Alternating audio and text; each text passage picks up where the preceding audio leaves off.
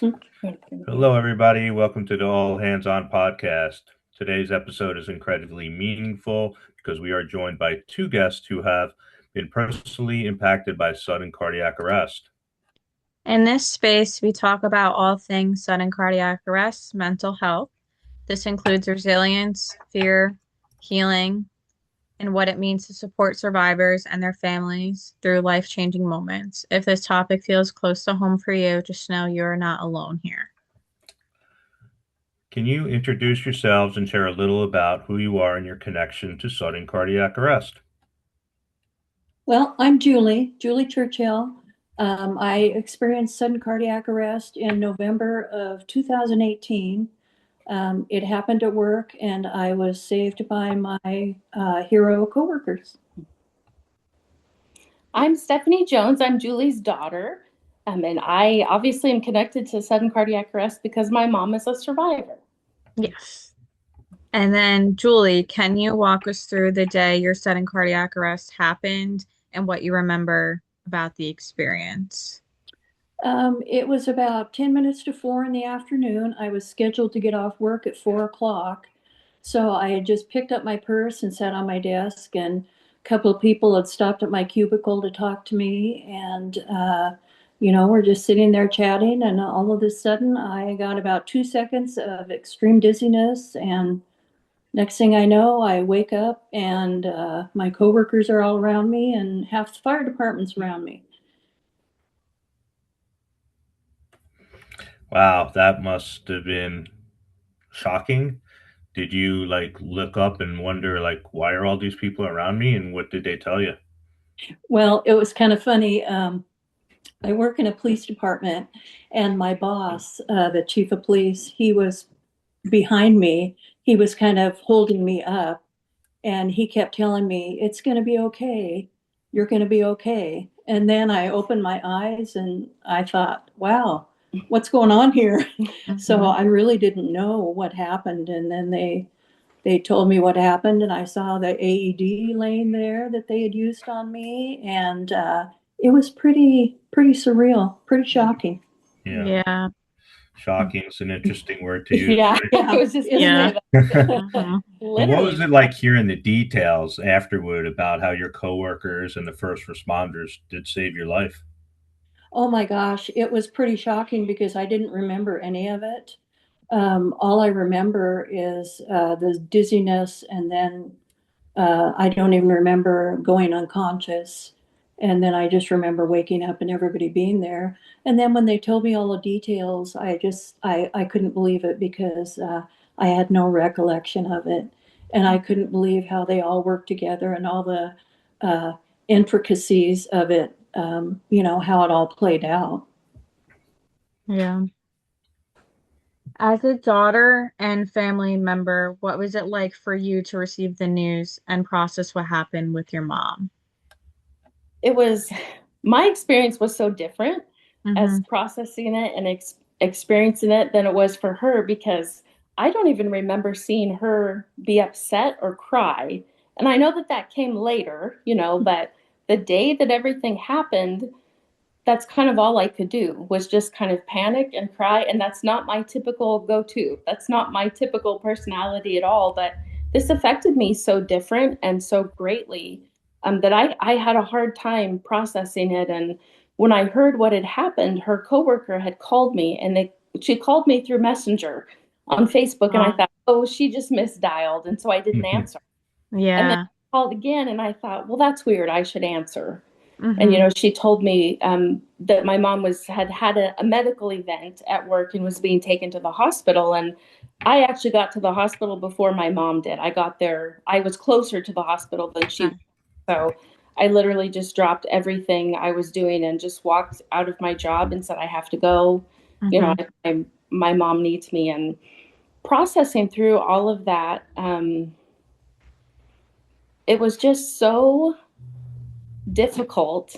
And I remember calling my grandma because my grandma was still alive and I couldn't even speak. I couldn't even form a sentence.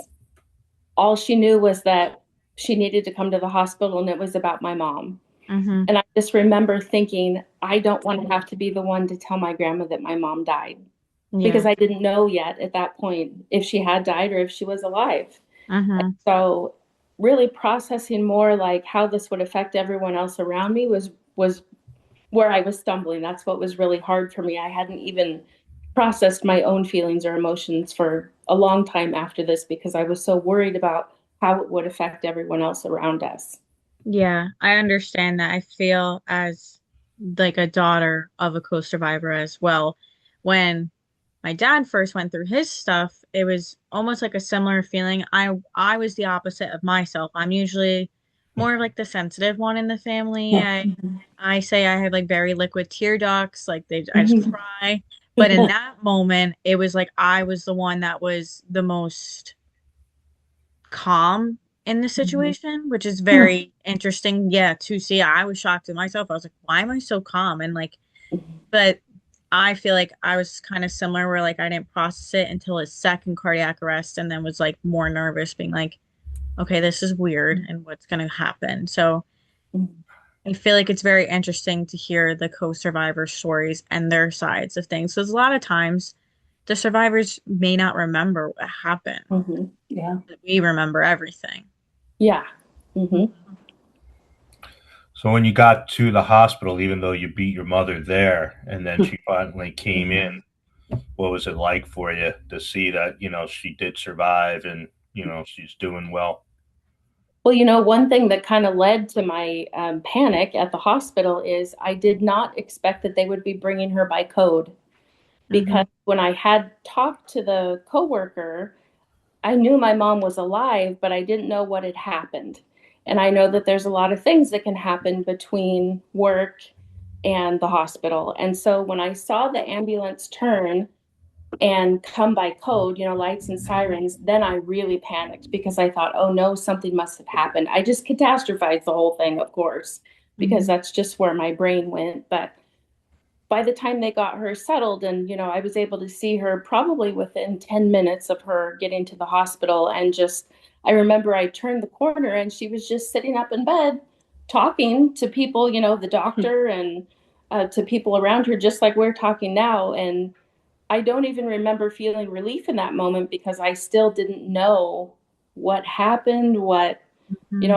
I was shocked by the way she looked because she had like petechiae all over her face, and it was just not what I was expecting. And so it was just it was a shock, but then it was still like trying to process like what has even happened? What's wrong with my mom, and is it going to happen again? I remember wondering that right away, is what's going to prevent this from happening again?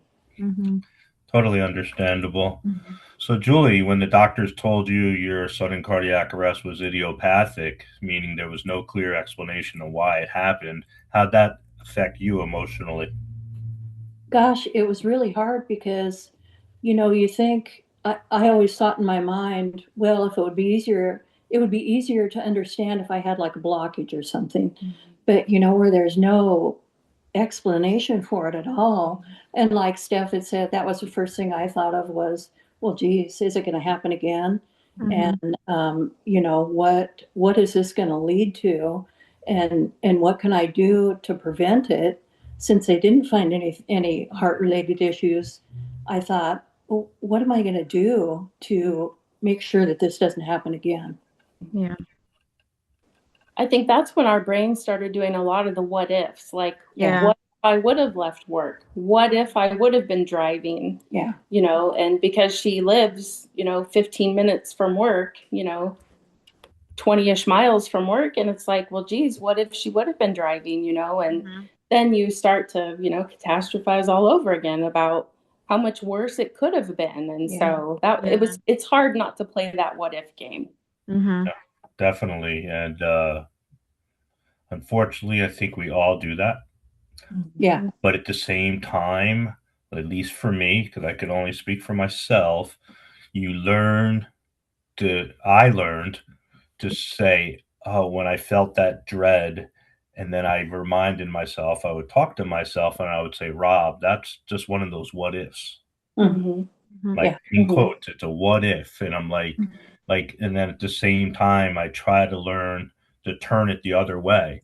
Like, what if she was driving? But lucky she wasn't driving, and she went down in one of the most safest, most likely one of the most safest places Yes. besides being in a hospital. Yes, Yeah, absolutely. definitely. Yeah. Right. So that's what you try to spin it and make your mind go to that positive rather than the negative. But it is a Mhm. challenge. Yeah. Yeah. Yeah, I agree. I think it's a lot of hard work because even I would go through like the what ifs, or I panicked and was like, what if this happens to me? Like, what if it was genetics and this is going to happen to me? And Yeah. now I have to think about, and I was, when it happened, 21 at the time. And I'm like, Mhm. my whole mindset changed. So I'm being like, this is Mhm. such a crazy thing that could happen. And even thinking of with my dad, what if it's going to happen again? 'Cause at least in the beginning with his, we didn't know like why it happened. Um, but like he said, it was the same thing where just trying to change it and the mindset of what we had to, Mhm. okay, well, we're lucky that it happened in a certain scenario at a certain time. Yeah. Yeah.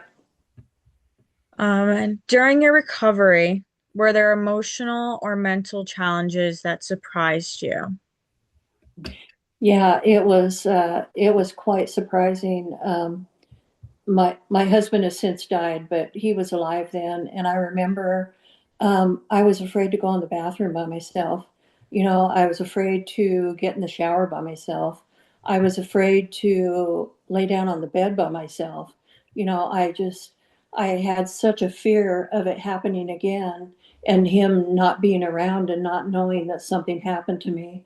And then I remember too when I went back to work too, I was afraid to go to the bathroom by myself. You know, I made one of my coworkers go with me, you know, just in case I experienced another cardiac arrest. And then Yeah. when I started using the workout room at work, I was really afraid to be in there by myself. So it's just all of these emotions of being by yourself and having it happen again Yeah. and not having someone there to save me. Hmm. First off, our deepest condolences about the loss of your husband and your Oh, father. thank Yeah. you. Sorry. Thank you. I had a similar experience with the shower. Uh, I don't think I wouldn't take a shower if someone wasn't home and in the bedroom that I was in Oh for yeah. at least 3 to 4 months. Yeah. And then one Definitely. day they were all out of the house, and I said, I'm going to do it. And then took a shower, and I got out of the shower and I texted them right away and said, I took a shower by myself. Yeah. It's a big deal. Yeah, Very it much is. so. Yeah. Very much. How long did it take you? 'Cause, Oh gosh, I was off work for 4 months, so it probably took me all of those 4 months. yeah. Yeah, it's a big deal. Yeah. Yeah. So, what were some of the hardest moments emotionally after surviving the cardiac arrest?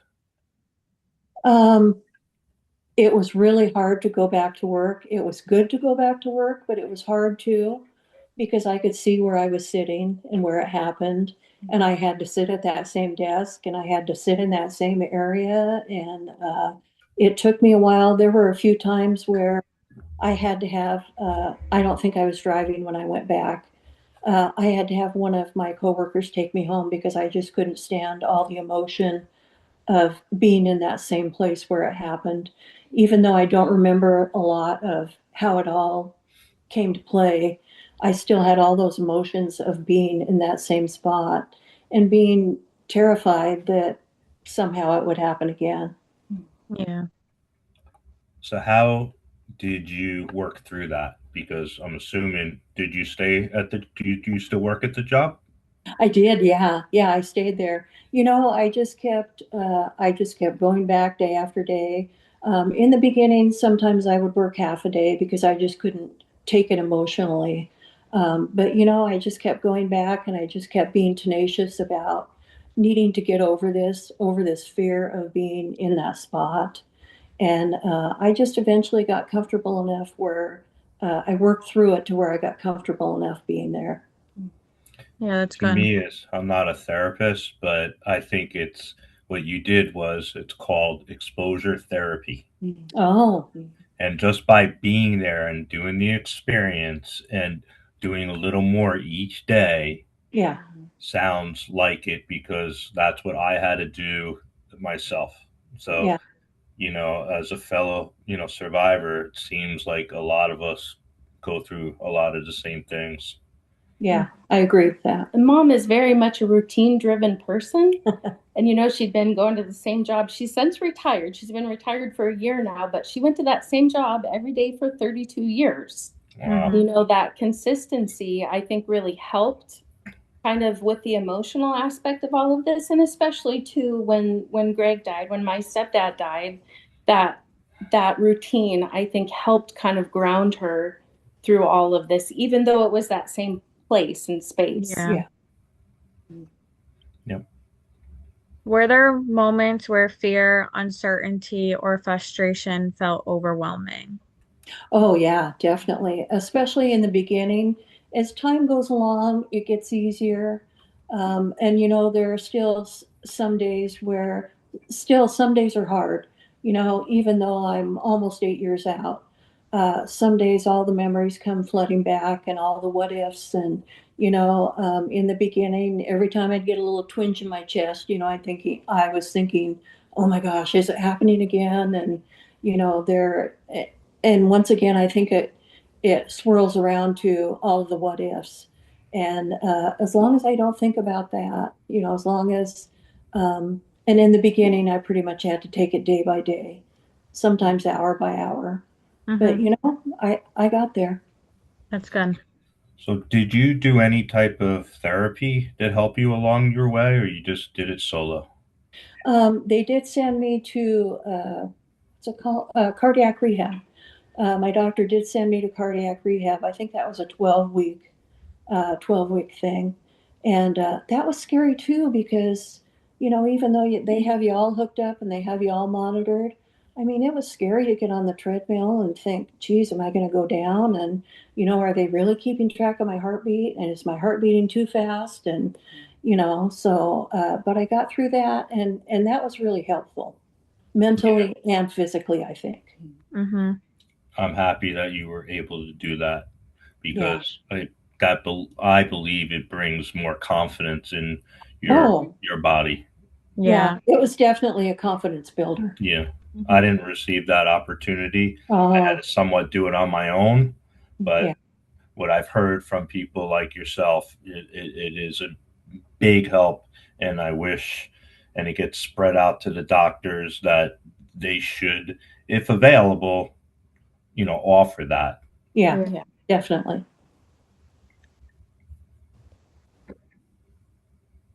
What was it like emotionally when your ICD fired for the first time on your birthday and then again on Halloween? Well, the first time it wasn't a big deal because I was asleep. I didn't even Okay. know about it until the next day when the device people called me and said, "Hey, your device fired in the middle of the night at 1:30 in the morning." And I was like, "Oh, okay." But then the second time on Halloween, and that was in 2019, February 2019, and then October of 2019. And it was kind of freaky because I was sitting at the same place, sitting in the Okay. same chair, sitting at the exact same place at my desk, and my device fired and threw me on the floor. Wow. So it was kind of freaky. Yeah. But, it was kind of, when I came out of it, of course, there were coworkers around me, and it felt so totally different from when I had my initial SCA. It was kind of like when I came out of it, it was no big deal. And then the first thing I thought of was, wow, my ICD does work. It works. Hmm. Yeah. And it's like, woohoo. It was almost, Yeah. oh my gosh, thank God it works. Yeah. Yeah. Hmm. So you said you've had it come fire twice. So one time, your first time, you were sleeping, Right. you had no idea. Which Yeah. then the device clinic called you. Did your doctor or the clinic come up with a reason why it fired? They did not, not that I recall. I don't recall that they told me a reason. Okay, and Okay. what about the second time? Um, I don't Yeah. really think they told me a reason then either. No, Okay. that's when they started talking about, okay, maybe we need to add some medication to help your heart function Yeah. more normally. That was when they added medication. Yeah. What Okay. type of medication, if you remember? They put me on amiodarone. Okay. Okay. Yeah, and I went off of that. Amiodarone has pretty severe side effects, Right. and it's really hard on your body. And I talked at length with my cardiologist for like 2 years, and I Mhm. decided to first he cut my dose in half, and then I decided to try going without it, and I've Right. done really well without it. So I'm glad for that because it is so hard on your body. Yeah. Now, is that medicine for arrhythmias? Is that Yes, okay? That's what. yeah. Quick side story again.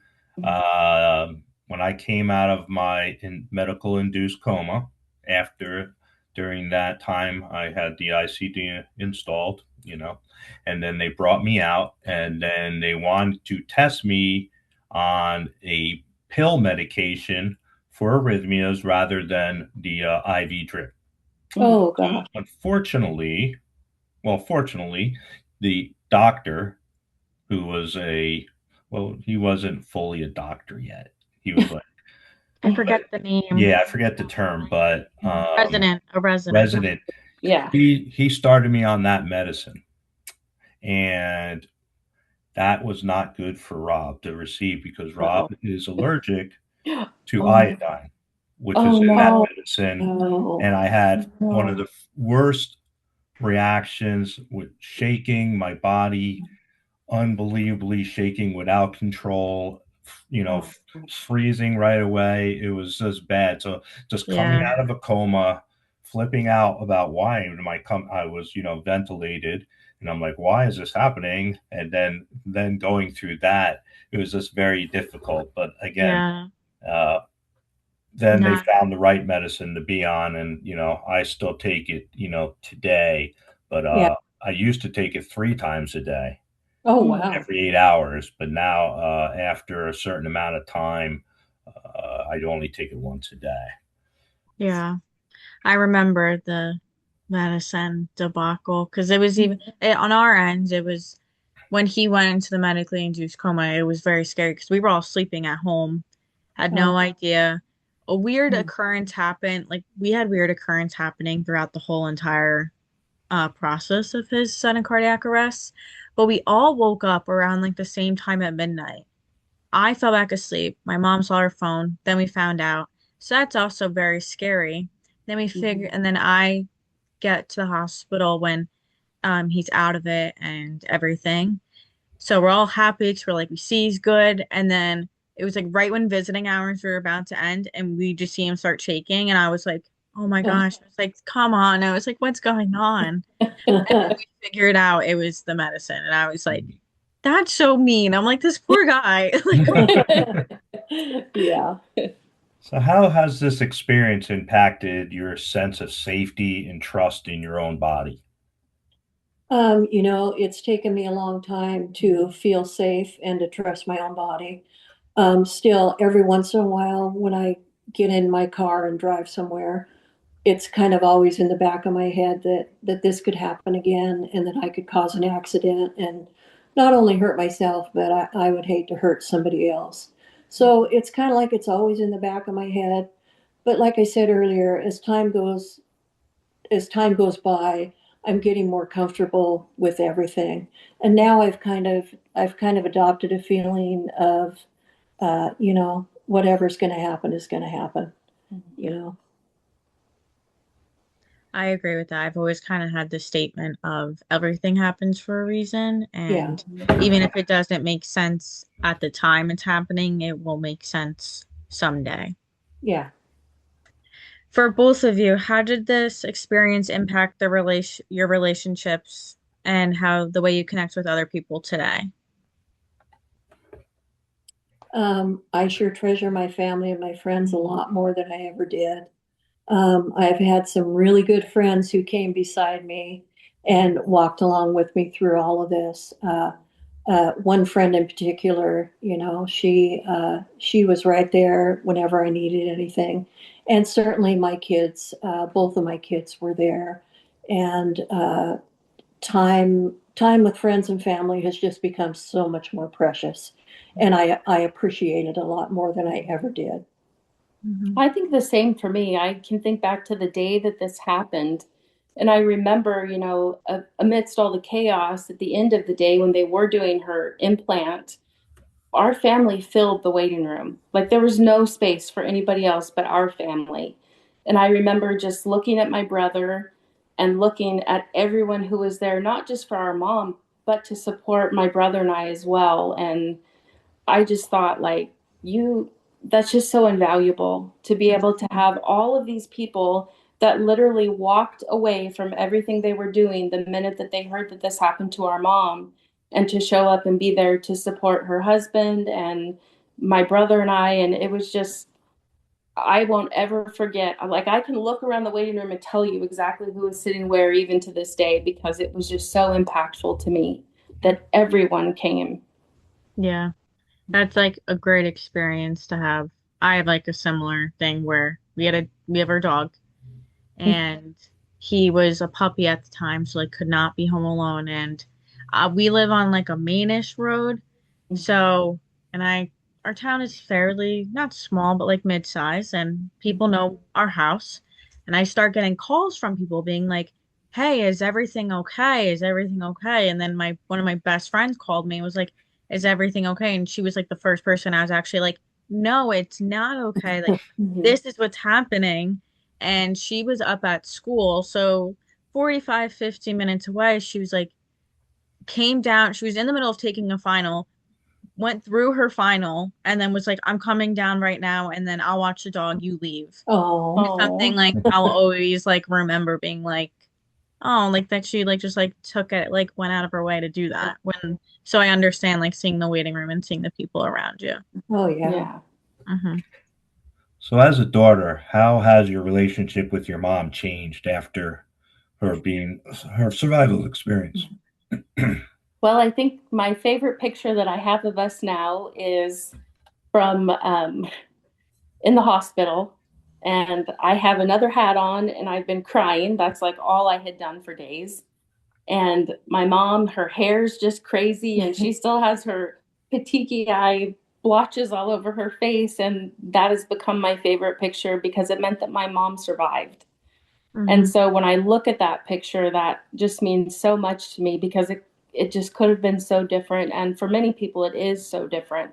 And Yeah. so that to be my reality, I just treasure our reality and I treasure our relationship even more after going through this. And we were already very close before, Yeah. but Yeah. after, it just, I think my brother would say the same thing too. It just gives you a whole different appreciation of having your parents and, having them involved and in your life. Yeah. Yeah. I totally agree with that. Like exactly what you say. I'm like, yep, that's exactly how I feel. Did either of you struggle with anxiety, hypervigilance, or fear of the future after the sudden cardiac arrest? Oh yeah. Yeah. We both did. Yeah. Yeah, I actually, it's kind of funny. I think I've done more like talk therapy about the situation than my mom has. I have come away with a PTSD diagnosis, and I felt so ridiculous for having that for so long because my mom didn't die. And I Hmm. felt like it wasn't a worthy situation for me to have post-traumatic stress over. But the fact remains that it was very stressful and it Yeah. was a situation that has impacted me and will continue to impact me despite a good outcome. Yeah. There still was the hard part of this situation and the hard reality, and the what ifs, like what we've talked about. But there was a time too when shortly after everything happened, well, maybe been a couple years, I guess, but I had made an appointment to visit my mom. We were going to meet for lunch, and she saw my car there, but she went in and didn't see me. And I was just sitting in my car finishing something, on my phone. And when she realized that I was in my car, she came over and she's like, "Why was worried sick about you. What are you doing? You know, and I was like, oh, okay, we're having hypervigilance issues today. Okay. Yeah. But yeah, we definitely have both dealt with that over the years, even though it has been so long. It's definitely something that always is kind of in the back of your mind that things can change quick, and they did change quick for us. Yeah. Yeah. And that feeling doesn't go away, Yeah. unfortunately. Yeah, I think when you experience stuff that we have all experienced, even though it would be nice for the feeling to go away, it just won't. And it's also just becoming okay with that feeling. Yeah, Mhm. definitely. And on with the PTSD and the talk therapy, as even I've seen and like I've studied, I've worked with people, I feel like maybe it's almost like the commonality that people think PTSD and you think people that served in a war, people that went through this, Right. and it's Mhm. in reality, it's so many people. You can experience a car accident and have PTSD or exactly what you experienced, especially as a co-survivor and you being there for your mom the whole time. It's so stressful on your mental and physical health. So I do feel like what you felt then and now is so valid. Mm. And I think too, there was a big part of me that tried to hide my feelings from my mom because Yeah. I didn't want to cause her stress. I Yeah. didn't want her to worry about me. You know, I'm a mom, and so I know that my first concern would be for my kids too. And I know she's very much like that. And so there was a big part of me that didn't want to have those emotions in front of her or let her like clue her into that's how I was feeling because I didn't want to cause her stress or worry. Yeah. I feel like that's how my mom felt too at times, or I felt, but me and my mom are also very close, so we would just like talk to each other about it, Yeah. especially in the beginning periods of time when we didn't want to worry my dad, being like, that we're worried. Mhm. Yeah. Yeah. Yeah, I mean, with trauma, PTSD, it could be for anybody, as you, Mhm. it could be the survivor, Mhm. co-survivors, family members, first aid responders, Mhm. police officers, EMTs. It's Mhm. it all about how you process with it, and you know, I applaud how the people in the medical field and first responders, deal with that on a sometimes day to day, even if it, in our case, it was good news, but there's still always the fear, like we said, the what ifs. So, what type of tools or routines or perspectives have you used to be able to deal with it? I know you mentioned some talk therapy, but like what was discussed if you feel like sharing it to maybe help others that are dealing with the similar issues? In the beginning, I did some journaling. I probably did it for the first couple of months after I felt better. And I kind of wish now that I'm almost 8 years out, I wish I would have kept up on that because things have definitely changed as the longer I get out from my incident. But that helped me in the beginning was to just sit down and write stuff as it came to my mind.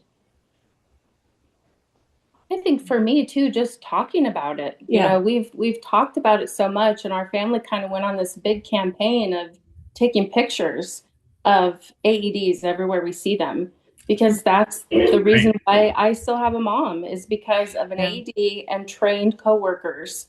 And Hmm. so, you know, we still, even to this day, I'll be like, oh, wait, we got to take a picture. We were in Italy in last fall, and it's like, oh, there's an AED. We got to take a picture, mom. Yeah. You know, because we just look for them everywhere we go now and try to just say, hey, this is why my mom is still Yeah. here and this is how important it is. Yeah. Yeah, I agree. 100%. Just about the AEDs, as you said, first getting CP, first someone call 911, but you were in the 911 station, Yeah. but then receiving, effect any CPR, and then, having an AED available, and then now, what you were doing with the pictures, hopefully that helps, exposing and awareness of that. Hey, maybe they didn't, someone that knows that area that saw your picture, that now they know it's there. Yeah. Yeah. We all Yeah. become aware of those things when something like this happens. Yes, most definitely. My And mom was sitting about 6 or 8 feet from the only AED that the city had In at the the time. building, yeah. In the building, in any Wow. city building. It was the only one. And after Really? the accident, they were able to put more in other Okay, city good. buildings. And my brother at the time worked for the city, and he had the honor of being able to install them. And so That Oh, it's is I also love very that. cool. wonderful. Yeah. Yeah. Pretty cool That's deal. wonderful. Yeah, we have a great picture of the two of them standing by one of the AEDs that he Oh, installed. really? Yeah. That's great. Yeah, I'd love that's to see amazing. that one day. Maybe Yeah. you can send We it to can me. send them to you for sure. Yeah. That's Yeah. great. Now, do you know if, I know it's might be a weird question, but have any of the AEDs been used and saved somebody, or they just haven't been used? I don't I believe think they so. have been. Yeah. Yeah, Wow. Well, that's good. Yeah. That That's, means it's not needed. that's a good thing. yeah. But that's great. I know there's different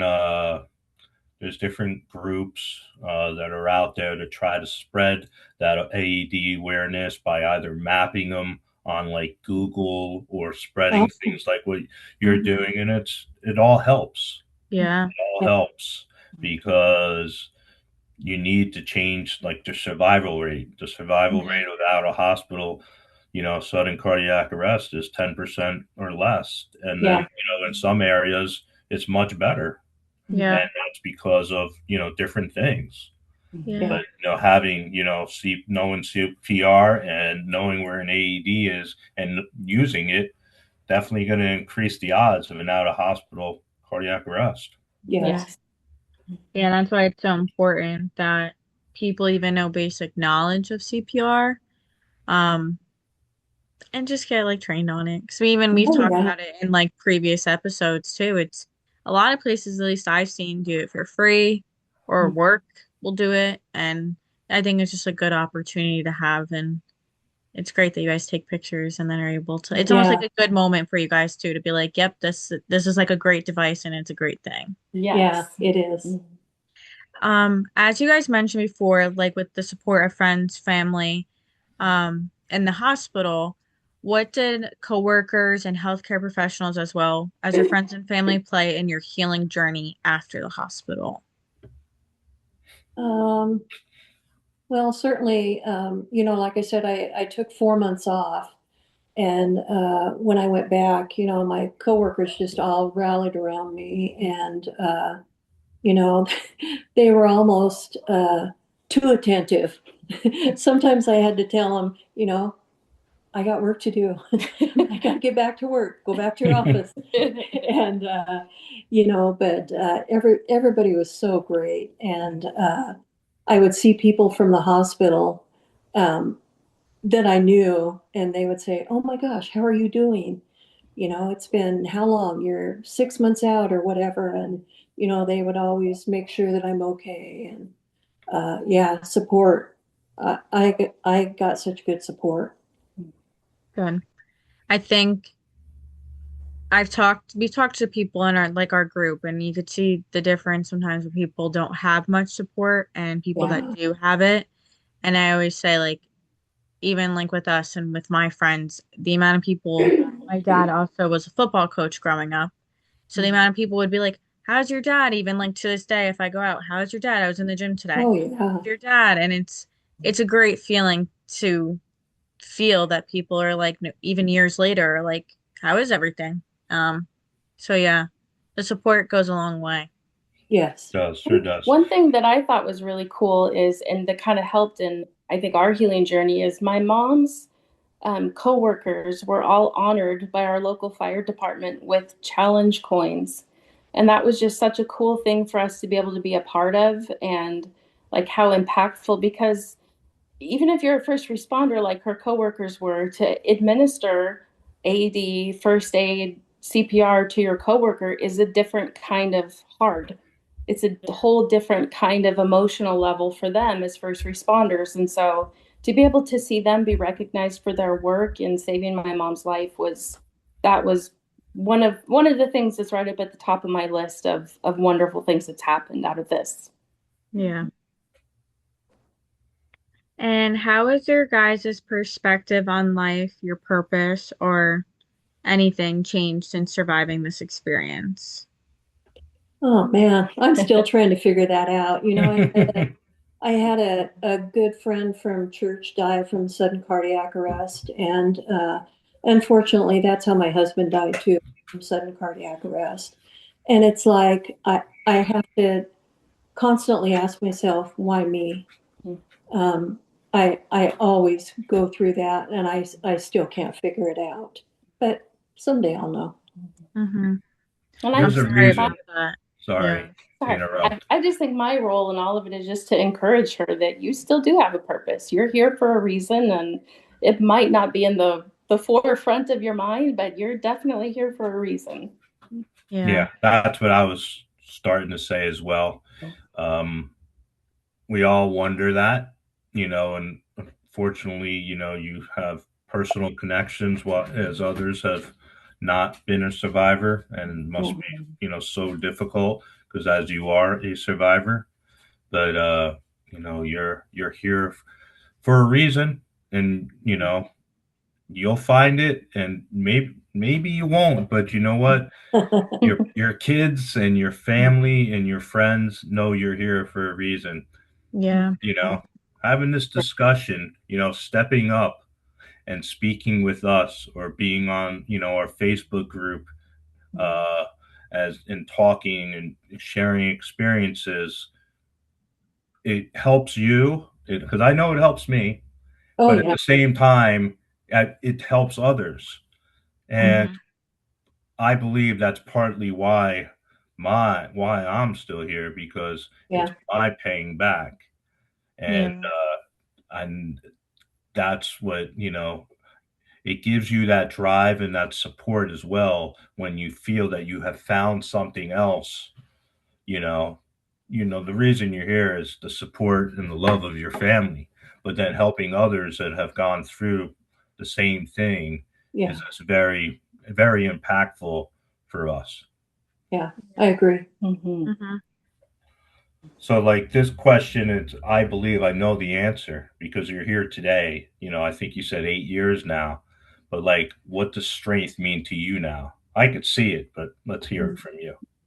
Um, in the very beginning, especially when I couldn't go back to work, I couldn't drive for I think 6 months, Right. and then when I did go back to work and I couldn't even make it through a whole day, I thought, what what's the deal here? How am I ever going to get through this? And I just kept going day by day by day, and it just seems like every day you get stronger. And it's such a long process. And even though I'm almost 8 years out, I still have days where I can see growth. Mm-hmm. For sure. Yeah, and I look at my mom and I just think she is one of the strongest people I know. Just Mm-hmm. everything that she has endured and come through and makes look easy to people on the outside. And I know that there's been, struggles and emotions and everything behind all this, but she is just absolutely a pillar of strength. Yeah. And that kind of What about surprises me. yourself? What about yourself? I mean, it's been 8 years. I mean, you're strong. You're here today. You're here supporting your mom and trying to Yeah. help others at the same time. You said you're a mother as well. So how have you gotten stronger, and how has this affected your relationship with your children? Well, I think that maybe my children would say I might be more of a nag to them because I'm like, you have this in your history now. You need to be careful and you need to be going to the doctor. And, even though they're young, but I just want to really make sure that they understand, like we say, is there a genetic component? We don't know yet.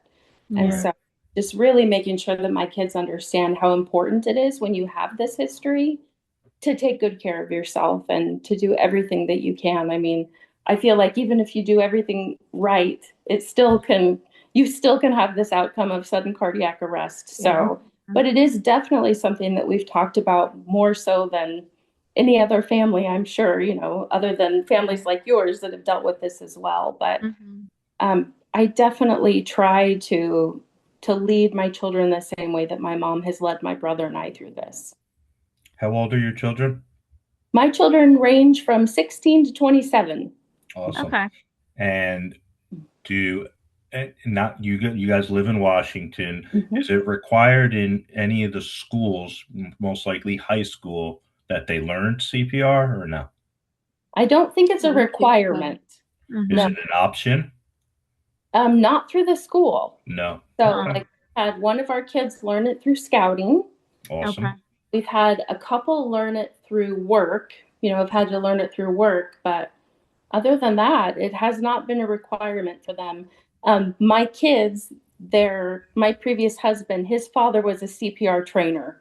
And so that's Wow. always been kind of something that was part of Mhm. their world. And, they've been hearing and learning about CPR their whole lives. So, Yeah, that's great. It's always interesting to hear because with my school, when we had gym, there was one semester where gym was health and then you're in the Mm, classroom.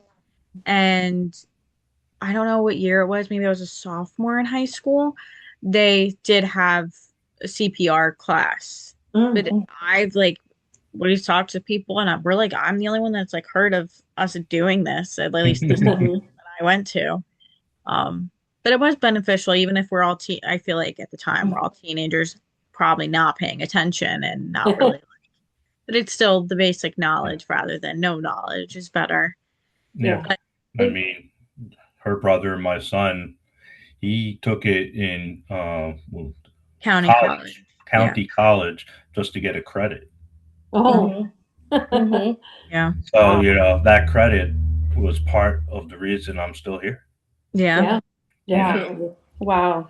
Yeah. yeah. And I also understand being like because I'm 24, so it's also being that 24-year-old where not that I struggle with it, but it's always in the back of your mind. But then you also are like, I want to live my life. I want to do this. I want to do that. So it's Yeah. just finding that balance of having it there, but then also just being aware Mhm. Yeah. what can Yes. happen. No, it's like you said, Jewel, and she said earlier that you try to do as much as you can to stack the odds on your side, Mhm. Yes. right? Yeah. Hmm. And by however you live your life in a positive way, it makes it better. You hopefully you have a better chance. No Hmm. Mhm. guarantees, because there's the most fit people in the world, as we've seen, and there's an accident that happens and they'll go into cardiac arrest, right? We all Yeah. saw it Right. if you're watching football many years ago Mhm. with Damar Hamlin. Then there Yeah. are people, Yeah. unfortunately, that it seems to happen a lot in these marathon runners, and Mhm. they're in pretty much in good shape. So, I Mhm. mean, and then there's the opposite end of the spectrum as well. So, but like I try to do now, ever since my cardiac arrest, is live the best, cleanest life I possibly can, so Oh, I yeah. can stack the odds to my side of the table, Mhm. basically. Yes. Right. Mhm. What message would you give to other sudden cardiac arrest survivors or family members who may be struggling emotionally right now? I would say seek help. I went to a therapist at one time. Unfortunately, she wasn't the right one for me. I felt like she just didn't get the PTSD part of it. I felt like she wasn't very sympathetic to me at all. I wish there were more therapists that would specialize in cardiac PTSD, because Mm. I'm telling you what, it's a real thing. Yeah. And that's what I would encourage people to do is find a good therapist, even if you go for just a few times to talk to somebody. Mm. I think I went to her 2 times, and it helped, and then I finally figured out, well, I can talk to my friends about the same thing, and my friends and family, and they can help me just as much. So Yeah. I would say seek therapy. That's Hmm. kind of what I was going to say, how mom finished with, friends and family. Lean into that support system that you do have. Yeah. Because after you see a therapist, after your however many times you go, the support system that you do have is still there. And Yeah. that's the people who will show up, no matter what you need, day or night. And, we can all identify those people for us. And Hmm. that would be my best advice, is to lean into your support system and Yeah. don't hold anything back. Just lean into them and talk with them. But people want to help. Yeah. They don't know how to do it sometimes. And that was one thing too that I learned, throughout this with mom, is People want to help. They aren't just saying, oh, let me know if you need something, just to say it. They really do want to help. Mm-hmm.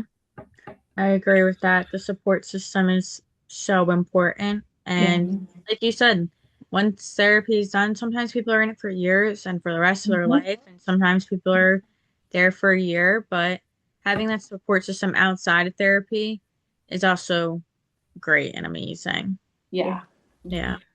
Yeah, my personal tidbit about the therapist and sharing with your family is this, that it took me, I was out of work as well for 6 months, and I was advised, luckily enough, to start speaking to a therapist, because my wife, when I was being released from the hospital prior to my release, asked for someone in the psychiatric department to come talk to me and talk to me about my anxiety type of things. And that's when I was diagnosed with PTSD.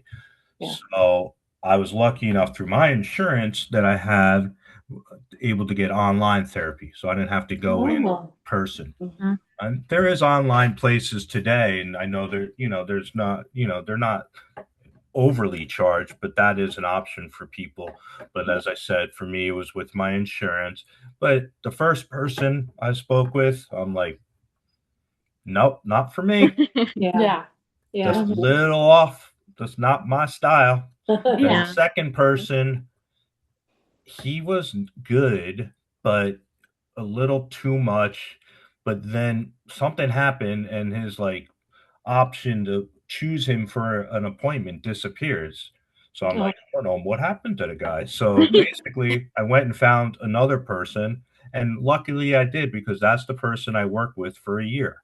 Yeah. And the other part of that is sometimes I would speak to him twice a week, and then it went down to maybe once a week, and then it went all the way to once a month. Yeah. But every time I was done with an hour-long session, I was not done talking, because I would come out and make sure the family was there and talk about everything that we talked about, because it was just more stuff that I learned about myself and learned what I could do to deal with things. And just like you mentioned journaling earlier, Juliana, even before I started doing therapy, said, Dad, why don't you try that? And I'm like, nah, I don't need to. But then my therapist suggested, I'm like, oh, I should have listened to Juliana. Yeah. Mm-hmm. And I did I did journaling for about a year, and then I stopped. Oh. And then I presented it as like a little tidbit storybook, like a year in my life. Like I edited it. And once in a while, I'll go back and read it. Yeah. Just it brings you back, and I say to myself, because it's easy as time goes along, things do heal, and you start forgetting things, and Yeah. it makes it a little better to read that. And then I say to myself, boy, I feel sorry for that guy, but I'm that guy. Yeah. Yeah. Is there anything either of you would like the listeners to take away from your story? Is there anything that we might have missed asking you? Please, this is your time. I just like to remind people, I see it in the group all the time. People are asking about this and asking about that. And I just want to remind people, be gentle on yourself and give yourself all the time that you need, and understand that it takes so much time to deal with all of this. It is a huge life changer, and you just have to be patient with yourself. Mm-hmm. Yeah, I think that's great advice. And, I think for survivors, I would, say the same thing too. Just be patient with yourself and realize that, you're supporting this person, yes, in your life who is a survivor, but you also have emotions that you need to process and support yourself, in order to be whole for your person. Yeah. Thank you. Well, thank you both so much for sharing your time, your knowledge, and your hearts with us today.